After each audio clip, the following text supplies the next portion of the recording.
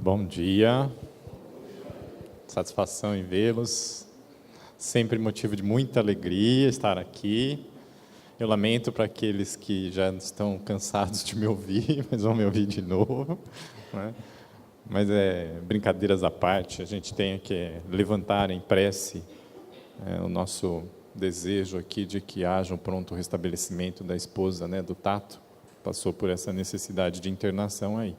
Então já fica aqui toda manhã os pensamentos que a gente possa produzir, que sejam revertidos também em benefício dela lá em Bauru, né? Eu ainda não tenho nenhuma notícia mais específica sobre o que aconteceu. O que eu sei é que ontem à noite ela precisou ser internada e ele por isso não veio, né? Então vamos também fazer essa vibração. Você consegue baixar um pouquinho, que daqui a pouco eu vou começar a gritar aqui, senão a coisa... Obrigado, isso, agora fica mais fácil. Vamos lá, pessoal, a nossa ideia qual que é? Eu conto com vocês porque a gente vai discutir, eu selecionei algumas questões do Livro dos Espíritos relacionados com o tema objetivo da encarnação. Vamos entender o que é encarnação, quem nós somos, qual é a nossa verdadeira natureza, e a partir daí ver, através de reflexões, através de entendimentos, o que isso muda a nossa existência, o que muda no nosso dia a dia a compreensão do objetivo da encarnação. Tá bom para vocês assim? Tá legal? Então, todo mundo sorrindo, vamos lá, para que a gente tenha um excelente dia. Eu estou fazendo isso para vocês lembrarem do Tato, porque ele fala assim bastante, ele é rápido, ele é comunicativo, né? Então, como somos todos uma grande família, vamos então... Não aguento. Não aguento. Vamos voltar para o padrão Alain mesmo. Pessoal, eu separei algumas questões do Livro dos Espíritos. Então, vamos junto. Eu coloco lá a transcrição, porque fica mais fácil a visualização do que se eu for de memória tentar falar, ou se eu for tentar ler, também não fica muito produtivo.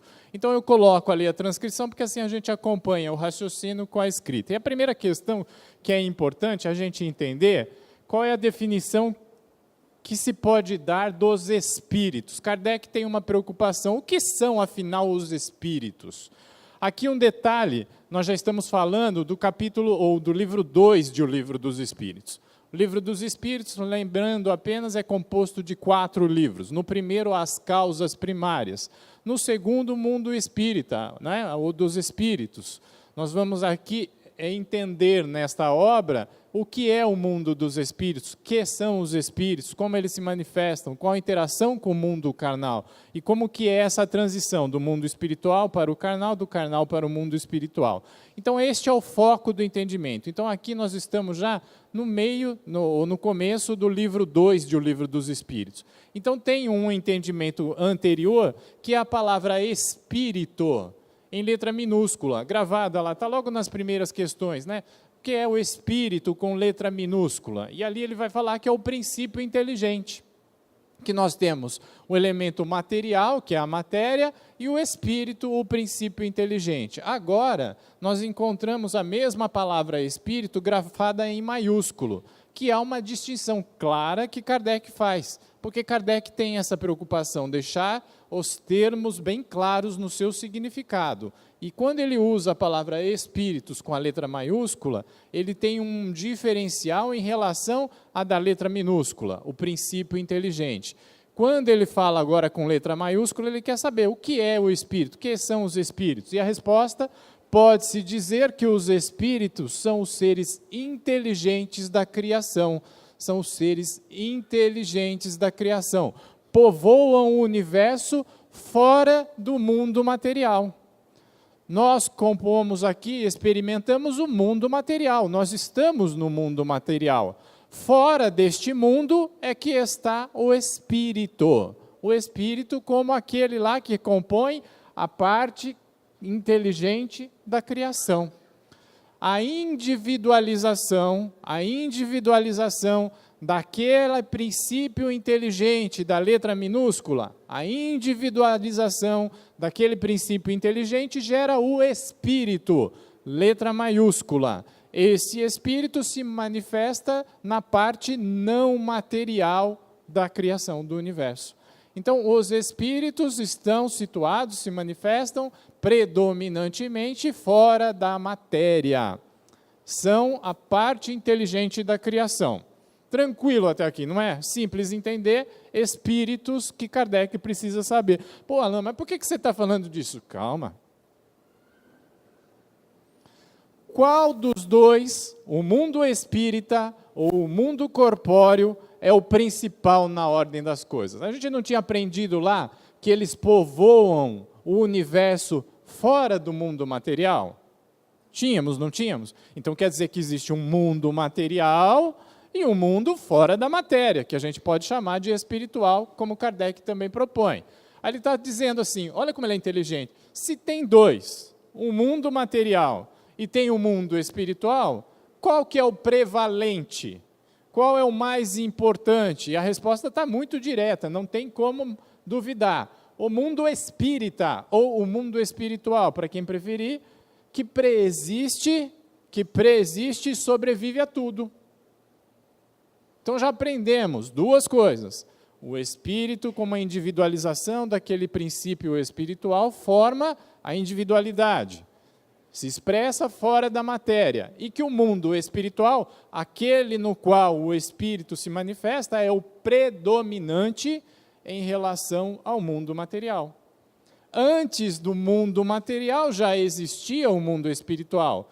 E quando terminar o mundo material, continuará existindo o mundo espiritual.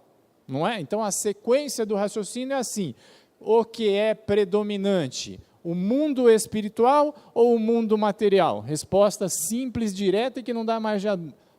Mundo espiritual. Consequência dessa resposta, os irmãos me digam. Se o mundo espiritual é predominante em relação ao mundo material, quem é predominante? A nossa experiência na matéria ou a nossa experiência no mundo espiritual? Brilhante, vocês têm um raciocínio perfeito. A nossa experiência no mundo espiritual é predominante em relação à nossa experiência no mundo material. Continuando nesse raciocínio, o que é mais importante, então? Aquilo que nós fazemos com o objetivo de ter o conforto e ter o gozo do mundo material, ou o que nós fazemos com o objetivo de ter o proveito e as oportunidades no mundo espiritual? Falar é fácil, fazer que é complicado, né? Olha lá. Espiritual. Olha lá. A mais importante. Olha lá. Ninguém duvida que o mundo espiritual é predominante. Nós chegamos à conclusão, se ele é predominante, é mais importante que a gente invista nele. Mas é isso que a gente faz no dia a dia? Se é o que fala, não é o que faz. Normalmente é isso que acontece. Não é? Mas vamos continuar, porque aqui não é para jogar chicote em ninguém. Ocupam os espíritos uma região determinada e circunscrita no espaço? Nós falamos aí, existe um mundo material, não é? A sua expressão, que nós conhecemos bem e atualmente, e existe essa dimensão espiritual. Aí Kardec está perguntando, é uma bolinha aqui, uma bolinha aqui? Está circunscrito no universo? E a resposta vem em seguida, a gente vai agora, com um pouco mais de calma, tentar extrair as informações. E a resposta vem assim, ó. Estão por toda parte. Os espíritos não ficam só nessa bolinha espiritual que eu brinquei aqui. Eles estão por toda parte. Povoam infinitamente os espaços infinitos. Aqui é uma redundância, mas para ficar bem claro, não é? Infinitamente há espíritos de uma forma que a gente não consegue nem contar. E estão nos diversos espaços que existem no universo, que é também infinito.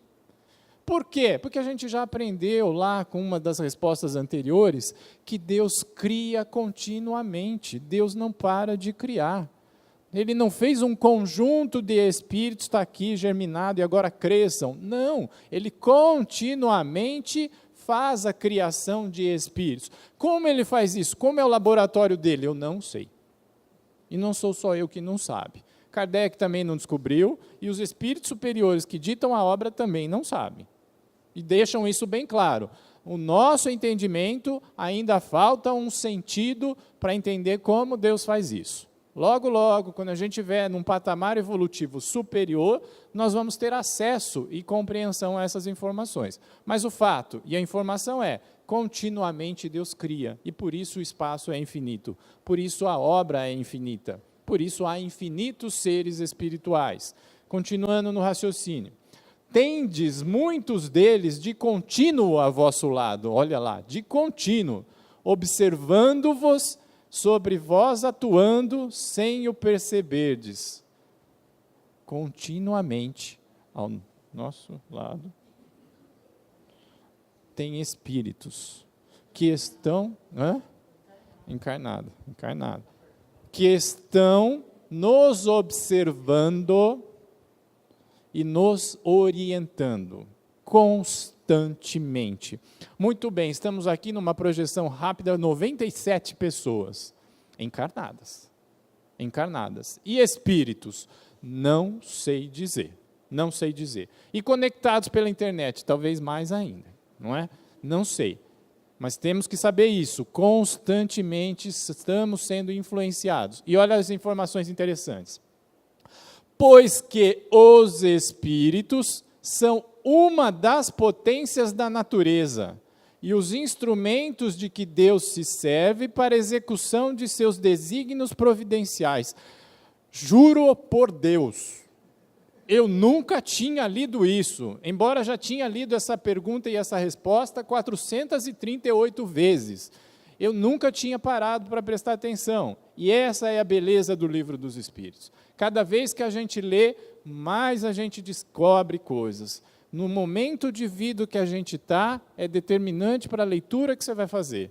Sempre a gente tem condições de continuamente aprender com essa obra, como com todas as outras, é verdade, há de se reconhecer isso. Mas o que me chamou a atenção hoje, às 6 da manhã, sobre isso, os espíritos são uma das potências da natureza. O que dá para entender por potência da natureza? O que vocês entendem como isso? Tem várias potências, mas exemplos de potência da natureza, o que vocês imaginam com essa expressão? Eu estou falando muito rápido, né? Já eu diminuo. É a presença da vontade do tato que está aqui, ele está pensando em nós. Potências da natureza. Vocês acham que a chuva é uma potência da natureza? Eu também acho. Vocês acham que o terremoto é uma potência da natureza? Eu também acho. Vocês acham que as marés são uma potência da natureza? Eu também acho. Vocês acham que as radiações solares que nos atingem, que proporcionam a vida, e às vezes até mesmo uma destruição, são potência da natureza? Eu também acho. E os espíritos também são. Os espíritos também são potências da natureza, e eles agem, através deles, são instrumentos de que Deus se serve para a execução dos seus desígnios divinos. Da mesma forma que um terremoto gera destruição e que através da destruição é possível a renovação, e essa renovação como um nível de aceleramento do progresso, Deus também utiliza espíritos nas intervenções necessárias para a evolução do mundo material. Os espíritos são os instrumentos pelos quais Deus age diante de nós. Quando a gente fala assim, Deus sabe tudo, Deus provê tudo, Deus cuida de tudo, é verdade. E qual é o instrumento que Ele usa? Os espíritos. Os espíritos. É o instrumento pelo qual Deus faz a sua providência por nós. É assim que Deus tem a onisciência, a onipresença, a onipotência em relação a nós. Através dos seus enviados, os espíritos, as suas criaturas. Nem todos, porém, vão a toda parte. Por isso que há regiões interditas aos menos adiantados. Outra informação que eu não destaquei, não que não seja irrelevante, mas porque ela não vamos aprofundar hoje nela. Mas é só para referência, os espíritos têm acesso aos pontos do universo que ele já tem desenvolvimento moral suficiente para habitar. Vamos dizer assim, conhecendo a divisão clássica dos mundos, mundos primitivos, mundos de provas e expiações, o nosso, mundos de regeneração, mundos felizes, mundos divinos, cada espírito pode atingir os mundos a que já tem acesso. E o que determina esse acesso? O seu padrão evolutivo. Se ele ainda é um espírito em regeneração, ele tem acesso a quais mundos? Regeneração para baixo, os 3 primeiros. Quem está em regeneração tem acesso a mundo primitivo, mundo de provas e expiações e a mundos de regeneração, ok? Só desce, subir não consegue. Pode o menos, quem pode o mais, pode o menos, ok? Então ele está no patamar de regeneração, daí para baixo ele tem acesso a tudo. Ah, olha que interessante, como nós somos seres evoluídos. Para um espírito em regeneração, o mundo de provas e expiação é um mundo inferior. Então, para quem está aqui em prova e expiação, quando tem contato com um espírito em regeneração, esse espírito é superior. Logo, nós somos superiores aos irmãos que estão nos mundos em provação. Legal isso, não é? Quer dizer que nós podemos ser missionários de Deus, instrumentos da sua providência, quando estivermos no mundo espiritual, formos, por exemplo, designados para atuar em mundos. Entenderam bem? É isso aí. 115. Agora chegamos ao tema da palestra.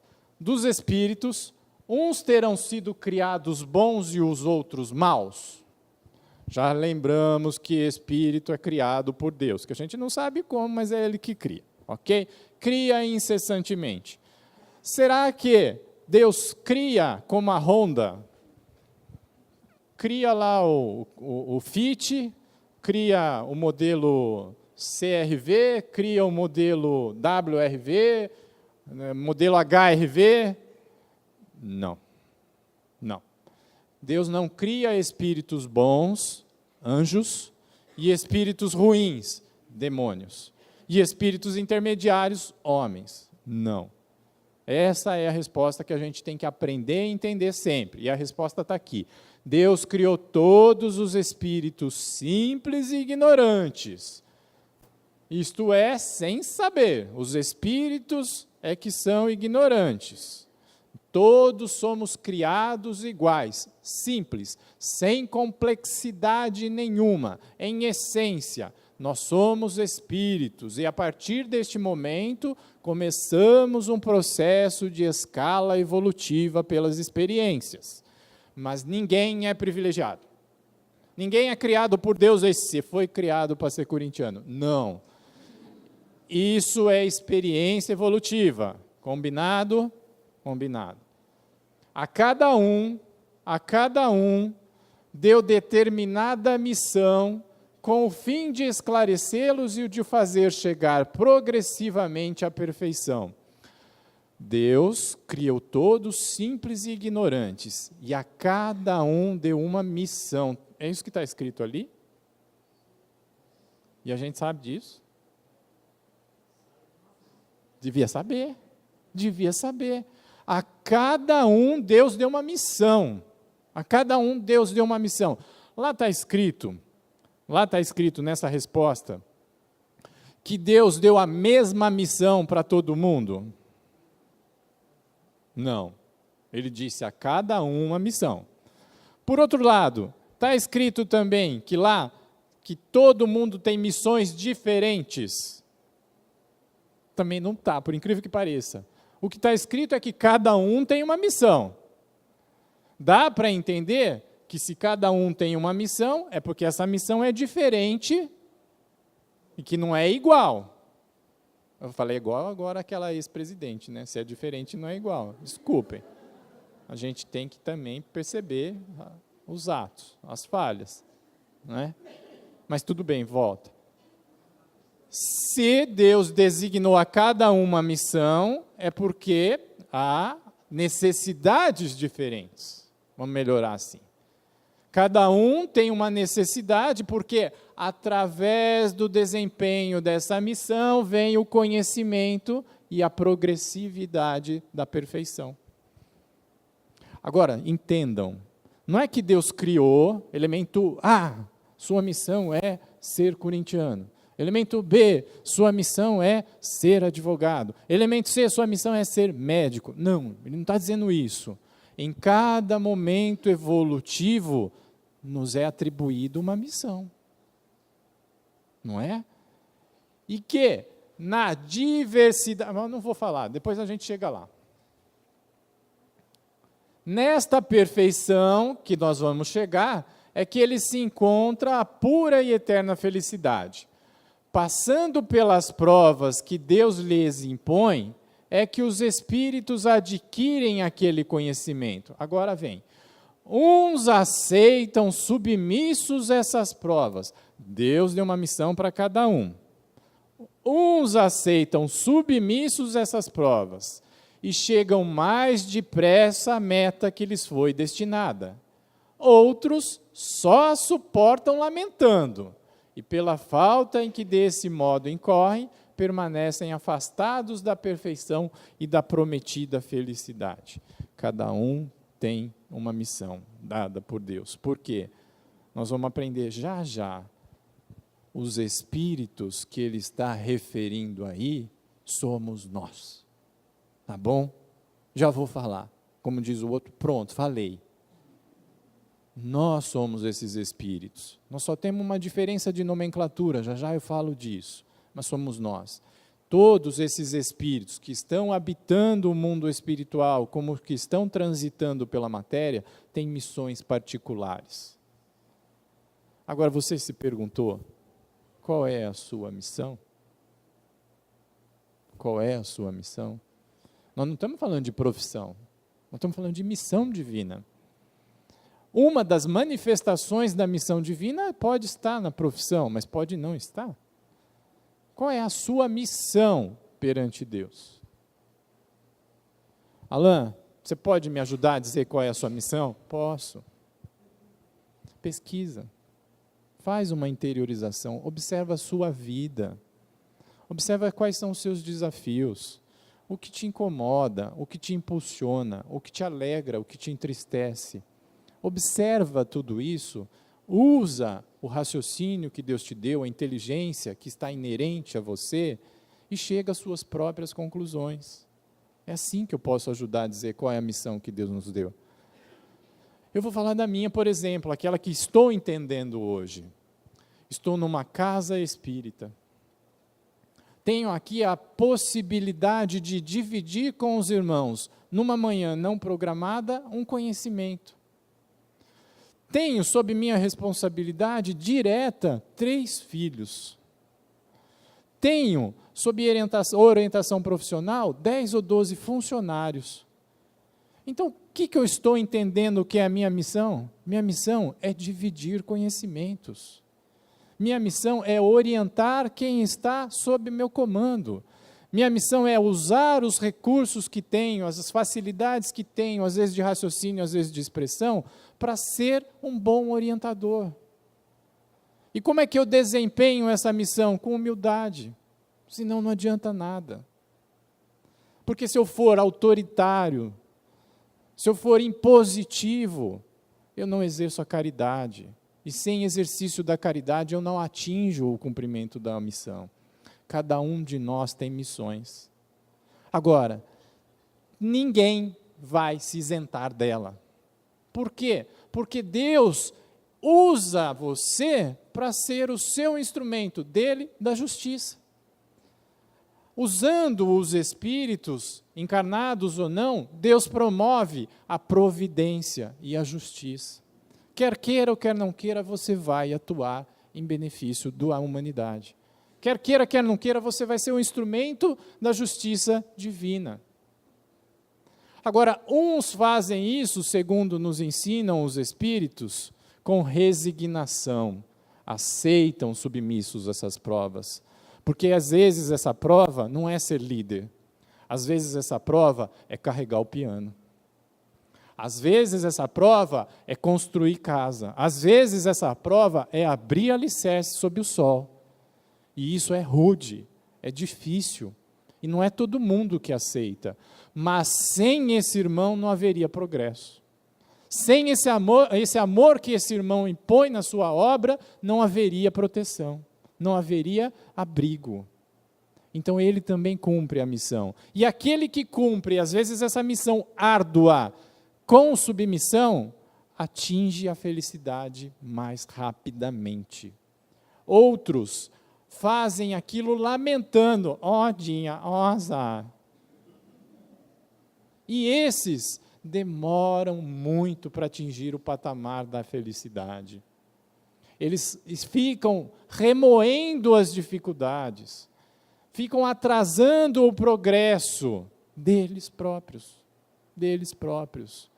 Então, o que diferencia o estado de felicidade de um e de outro, porque ambos têm missões? A resignação, a submissão à missão divina. Se eu tenho por missão ser líder e não faço isso, eu não estou me submetendo e eu vou sofrer. Se eu tenho por missão ser operário, mas quero ser líder, ou seja, eu não estou me submetendo também. E vou sofrer, vou ter dor, vou ter aflição aumentada.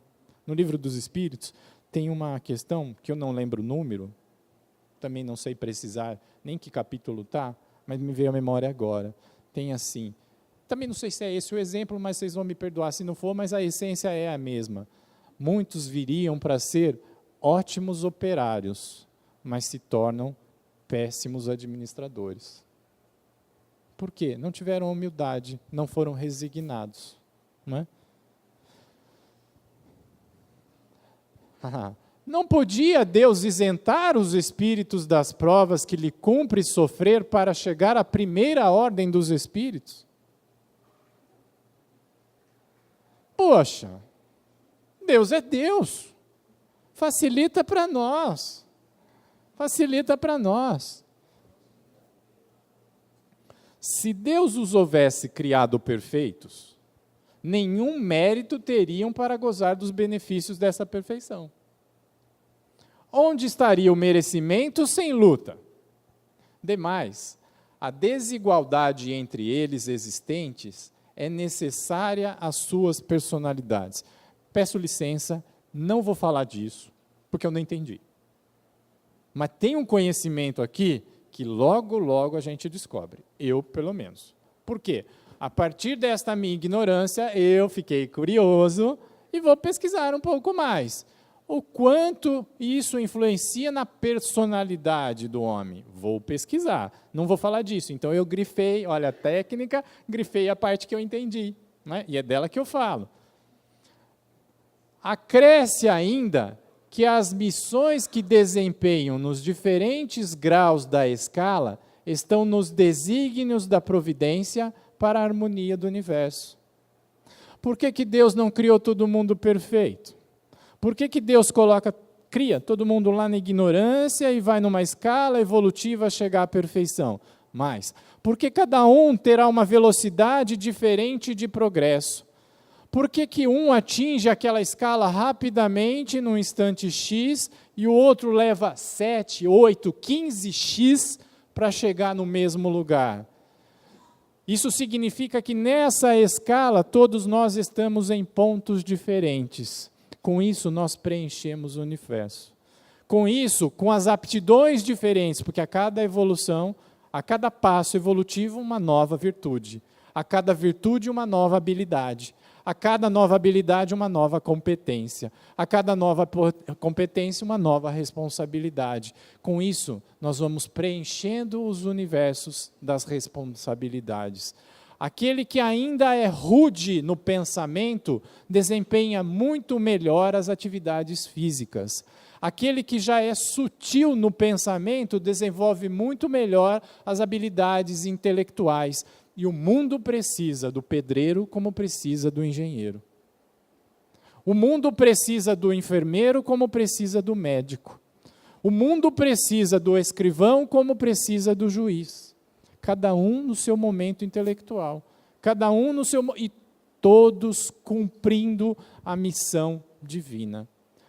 Todos facilitando ou possibilitando a harmonia do universo. Todos possibilitando que a sociedade resista. Se todo mundo fosse general, quem ia pegar em armas? Vocês estão quietos. Vocês estão entendendo ou vocês estão espantados? Muito bem. Qual o objetivo da encarnação dos espíritos? Percebam que até aqui nós estamos falando de espíritos. Mundo não material. Como isso se desenvolve? Como é isso? Aí Kardec fica interessado então. Porque o Kardec é bom nisso, né? Eu estou aqui no mundo material. O espírito está no mundo não material. Quer dizer que tem espírito aqui e tem espírito ali. Lá ele faz isso, isso e isso, colabora para a missão divina e tal. A pergunta é, e por que tem que vir para cá então? Se esse mundo é transitório, menos importante, foi criado e vai se extinguir, por que tem que estar aqui? Qual a finalidade, qual o objetivo da encarnação? Por que o espírito sai desta condição não material para adentrar a experiência da matéria? Questão 132, é isso que ele pergunta, e a resposta também é simples. Deus lhes impõe a encarnação com o fim de fazê-los chegar à perfeição. Essa é a finalidade. Através da experiência na matéria, o espírito adquire a ciência, adquire a evolução, adquire a perfeição. É a experiência material, no laboratório da matéria, que o espírito prova o conhecimento adquirido. Experimenta os seus conhecimentos. Para uns é expiação, para outros, missão. Me expliquem isso. Me expliquem isso. Por quê? Todos têm que experimentar a matéria. Sem ela não tem evolução. Porque para uns é expiação e para outros missão. É aquela mesma resposta. Porque aqueles que não aceitaram a missão, engolem. Lembra do Zagalo? É a mesma coisa. Vão ter que engolir. E para esses, vai ser difícil. Vai ser aflitivo. Vai doer mais. Agora, se você aceita... Olha como o jovem é brilhante, né, nas suas expressões. Qual a expressão da moda sobre aceitar? Aceita que dói menos. Aceita a experiência. Você sai da fase da expiação para encarar como uma missão. Imagina você lá com o seu técnico, né? Você está lá no banco, né? Olha a alegoria, está lá no técnico, no banco, o time está perdendo, 1-0, jogo suado, está bonito jogar, ele bate na sua perna e fala assim, ó, cara, é contigo agora. Se você for o hard, se você for lá o hard, o que ele era o hard? Era uma raposa? Uma hiena. Se você for o hard, você vai falar o quê? Expiação. Ai, técnico, ó, dia, um azar. Estou perdendo, não vai dar certo, eu vou me machucar, eu vou cansar. Agora, se você for o Lipe, é o leão, você vai falar o quê? Estufa o peito, bate no peito e vamos para o jogo. É missão, ok? Encarnação. Nós aceitamos a encarnação? Nós entendemos a sua finalidade, o seu objetivo? É isso que vai determinar a nossa qualidade. Mas para alcançarem essa perfeição, tem que sofrer todas as vicissitudes da existência corporal. Para atingir a evolução, tem que passar pelas vicissitudes. Tudo bem, legal, aqui que eu gosto de falar mesmo. Ali então está escrito, no Livro dos Espíritos, que para atingir a condição de evolução, tem que passar pela matéria, tem que encarnar. Admitir carne, envolver-se de carne, encarnar, ok? Tá. Então tem que passar pelas vicissitudes da experiência material, vicissitudes da experiência carnal. Então está escrito no Livro dos Espíritos que para evoluir tem que sofrer. Não está escrito isso. Só diz isso quem não consultou o dicionário Aurélio. Porque vicissitude não é sofrimento. Vicissitude é o quê? Dicionário Aurélio, aqui. Dicionário Donizaura. Mudança.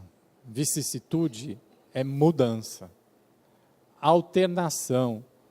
Mudança. Aquilo que está agora, não está mais depois de agora. É a inconstância. Não é sofrimento. O sofrimento decorre do quê? Da não aceitação disso. Aquele que hoje está na condição de materialmente bem colocado, ganhou na cena. Amanhã pode perder. Vicissitude. Estava aqui, está aqui. Vicissitude. O sofrimento está onde? Com aceitação ou não aceitação disso. O aproveitamento ou não aproveitamento disso. Livro dos Espíritos. As vicissitudes fazem parte da evolução, o sofrimento não. É consequência de escolha. Bonito isso, não é? Eu acho. Visa ainda a encarnação, visa ainda outro fim, o de pôr o espírito em condições de suportar a parte que lhe toca na obra da criação. Lembraram lá atrás? Deus dá a cada espírito uma missão?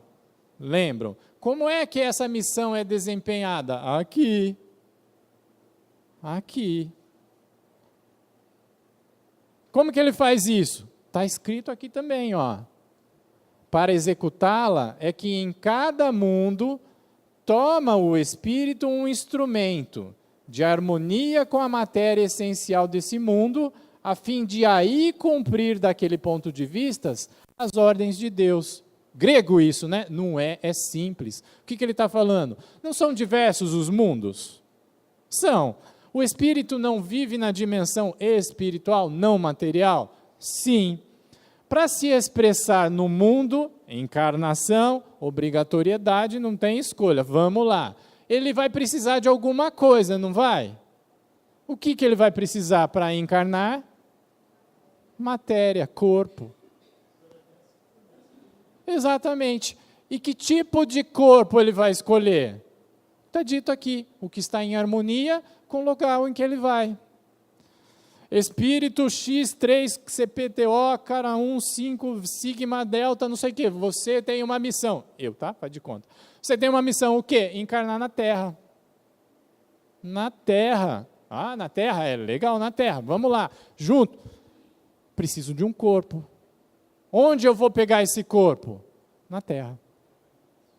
O elemento material da Terra vai me fornecer a matéria necessária para o desenvolvimento deste corpício que aqui está. E é aqui que eu vou desempenhar o quê? A missão que Deus espera. E é nesta oportunidade, desempenhando essa missão, seja qual for, é que eu vou crescer moralmente. Se, e somente se, o quê? Aceitar e cumprir. Porque aceitar sem cumprir também não vale nada. Não é?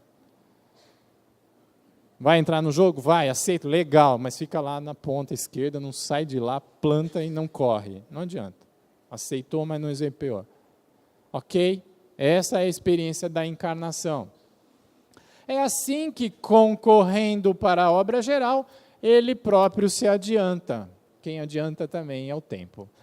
Tem necessidade de encarnação os espíritos que desde o princípio seguiram o caminho do bem? Aqui eu preciso entender. Os espíritos todos partem da ignorância, lembram? Ninguém nasce bom, ninguém nasce ruim. Aí tem umas perguntas lá que eu suprimi, porque não ia dar tempo de falar, em que pergunta, então o que determina que um vai antes, o outro não? A escolha, o livre-arbítrio. Aquele que escolhe usar sempre o caminho do bem, progride mais rápido. Aquele que escolhe desviar do caminho do bem, demora um pouco mais. Aí a pergunta, aquele que só escolhe o bem, precisa encarnar também? Precisa. Está escrito lá. Não tem como escapar. Todos são criados simples e ignorantes e se instruem nas lutas e tribulações da vida corporal. Deus que é justo não podia fazer felizes a uns sem fadigas e trabalhos, conseguintemente sem mérito. Justamente para que haja mérito é que é mesmo aqueles que sempre escolhem o bem, encarnam-se também. Encarnam-se. Aí o Kardec provoca também, né? Kardec provoca. Mas então, de que serve aos espíritos terem seguido o caminho do bem, se isso não os isentam do sofrimento da vida corporal? Legal, né? Bom, eu me lembro de uma pessoa, esse cigarro está te matando aos poucos, não tenho pressa de morrer, não é? É isso que o Kardec pergunta para ele. Mas se eu vou ter que sair de qualquer forma encarnar, eu vou me chafurdar no mal também, não é? Não. Aqueles que escolhem sempre o caminho do bem chegam mais depressa ao fim. E o grifo?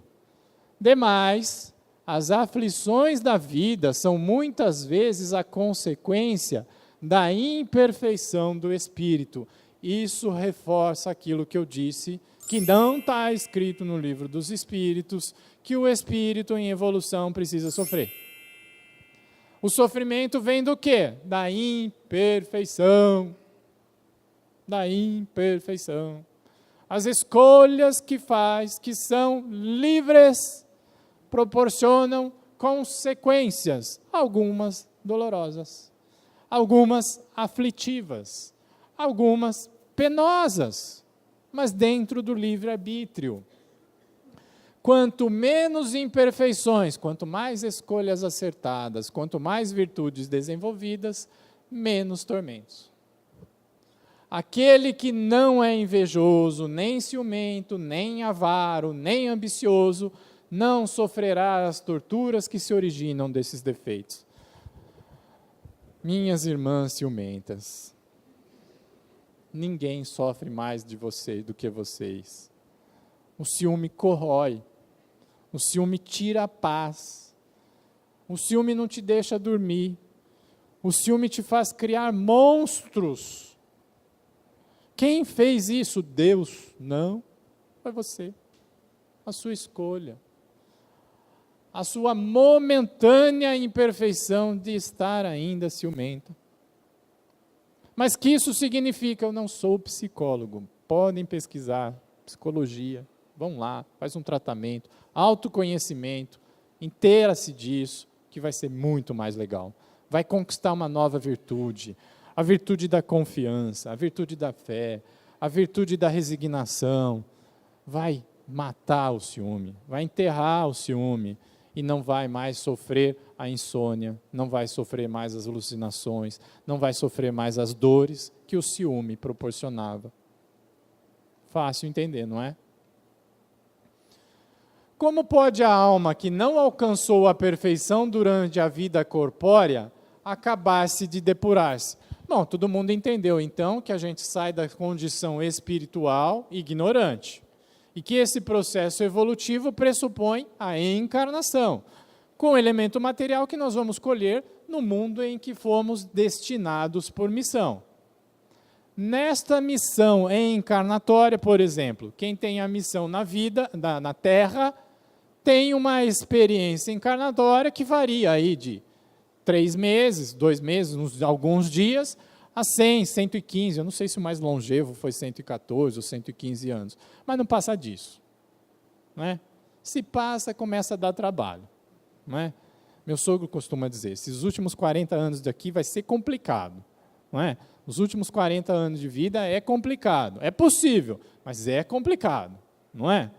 Mas nós temos que estar atento a isso. Se neste espaço eu não conseguir desenvolver todas as virtudes, o espírito não encarna para evoluir? Para ser perfeito, ele não tem que adquirir todas as virtudes? Alguém pode me dar exemplo de virtude? Mas só uma de cada vez. Docilidade, compaixão, paciência, falar no momento certo, tolerância, caridade, amor. Que mais virtudes? Tem mais. Honestidade, paciência, já falaram. Que mais? Humildade. Conhecimento é uma virtude? Bem. Conhecimento do quê? Aceitação é uma virtude, resignação é uma virtude. Conhecimento do quê? De tudo. Das leis materiais, porque nós experienciamos na matéria, e experiência material, conhecimento material diz o quê? Química, física, biologia, botânica, tudo é conhecimento. Conhecimento da matéria. E conhecimento espiritual, do quê? Espiritismo, filosofia, tudo. Mundo espiritual. Virtudes. Ok. Você conseguiu, no espaço de 90, 100 anos, adquirir todas essas virtudes? Não deu. Não deu tempo. Não deu tempo. Por exemplo, nessa encarnação, eu não consegui aprender geografia. Não deu certo. Não foi dessa. Mas aprendi um pouco de matemática. Na próxima, porque agora é a resposta. Como que aquele que não alcançou a perfeição, porque não deu para conhecer todos os ramos da matéria, das leis divinas, das leis espirituais, das leis materiais, olha, cá entre nós, moralmente, quase nada. Não consegui evoluir muito até agora, tem que melhorar. Mas tem aí mais alguns anos pela frente, vamos batalhar, força na peruca, coragem, vamos lá. Mas eu tenho que chegar no final do processo paciente, tolerante, amoroso, dócil, resignado. O que mais que vocês falaram? Tudo isso. Se não conquistar tudo isso, não acabou a missão. Mas acabou o tempo, não acabou? Como é que resolve isso? Inferno. Não! Não! Volta! Volta! Sofrendo, como é que pode então alcançar essa perfeição? Sofrendo a prova de uma nova existência. É presente, oportunidade, não é? Uma nova existência. Ali a prova é a missão, né? Sofrendo a missão de uma nova existência, possibilitando a missão de uma nova existência, não é? A alma passa então por muitas experiências corporais. Sim, você está no caminho, Kardec. Todos contamos muitas existências. Por quê? Porque ninguém consegue aprender química, geografia, história, matemática, tudo numa só encarnação. Não consegue. O HD não cabe. Tem que fazer o upload para a nuvem, liberar espaço, para depois conquistar novos conhecimentos. Não é? Os que dizem o contrário, que você só tem uma vida, aproveita ao máximo, pretende manter-vos na ignorância em que eles próprios se encontram. Esse é o desejo deles. A experiência encarnatória é temporária, mas não é única. Não é única. Nós vamos passar por diversas experiências encarnatórias. Parece resultar desse princípio que a alma, depois de haver deixado um corpo, toma outro. Ou então, em outras palavras, que reencarna em novo corpo. É assim que se deve entender? Em francês ele deve ter dito outra coisa, mas aí, evidentemente. Evidentemente. É assim mesmo que acontece. Esse corpo chegou aos 100, 115, deteriorou, não aguenta mais. Faz o estágio de recuperação, mundo espiritual, planejamento encarnatório, volta, outro corpo, outra experiência, outra oportunidade, outra missão, ou continuação da mesma missão, continuidade. E vamos atingir esses patamares evolutivos. É assim, e detalhe, percebam, aqui ele está falando agora em reencarnação, fazer de novo. Pergunta final. Qual o fim objetivado com a reencarnação? Ei, mas peraí, isso aqui já não foi perguntado lá atrás? Não foi, não. Na 132 estava escrito assim, qual o objetivo da encarnação? Encarnação é a primeira vez que o espírito experimenta a carne. Encarnação. Agora a pergunta é, qual o objetivo da reencarnação? Mas é bem parecido. Expiação. O que é expiação, gente? É castigo? Não, também. Expiar é consertar. É consertar. é aprumar, botar a coisa no devido lugar. Expiar é consertar mesmo. Não é? Então, qual é a oportunidade da reencarnação? Consertar. Melhorar aquilo que não deu certo. Sem isso, onde a justiça? Não dá para você colocar o espírito ignorante num mundo material que ele ainda não domina e esperar que nessa experiência de 50, 60, 80, 100 anos ele consiga se resolver. E mais, aquilo que ele fizer de errado, ele vai ter que consertar. Se ele não tiver outra experiência, como que ele conserta? Não conserta. Então é imperioso a oportunidade, é imperiosa a oportunidade da reencarnação. Através dessa didática, através dessa pedagogia, as experiências encarnatórias, Deus propicia às suas criaturas, nós, os espíritos, que nós nos desenvolvamos. Deus não tem pressa em relação a nós. Nós temos várias oportunidades. Isso não quer dizer que a gente pode se acomodar também. É óbvio que não pode, porque não é do nosso interesse. Não é do nosso interesse. O nosso interesse é progredir e progredir rápido. Porque no progresso vem a plenitude, na plenitude a sensação de felicidade. E na conquista das virtudes a gente se livra das imperfeições. E livrando-se das imperfeições, a gente se livra das aflições. Livrando-se das aflições, a gente se livra das dores. Simples assim. Meus queridos, muito obrigado pela oportunidade. Obrigado também à espiritualidade que nos auxilia sempre na inspiração. Obrigado pelas vibrações que vocês emanam para a gente aqui na frente. E que a gente possa, numa outra oportunidade, programada ou não, continuar esse assunto. Tá bom? Bom domingo a todos.